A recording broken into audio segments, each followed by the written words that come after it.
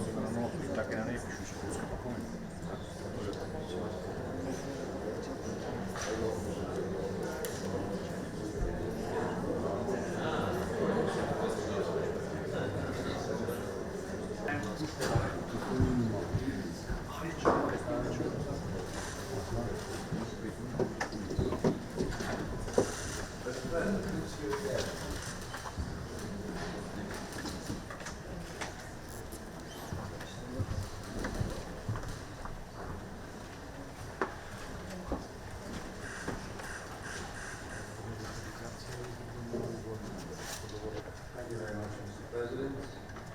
Thank you very much, Mr. President. Now I would like to call on the President of the Parliamentary Assembly of the Council of Europe, Mr. Fox. President of the Assembly of the Republic of North Macedonia for hosting the vote, organizing this conference on interparliamentary dialogue to further promote European integration and a European perspective for the Western Balkans, for all the work that they already done and which remains to be done in the future. Thank you, Mr. Moderator, for moderating the of our Assembly and our rapporteur, Mr. George Papandreou. To strengthen democratic resilience and respect for the rule of law and human rights, to promote reconciliation and good neighborly relations, and European integration is so important. Not only for the countries and the citizens involved in this region, the prospect of EU membership acted then as a catalyst for addressing challenges and introducing reforms.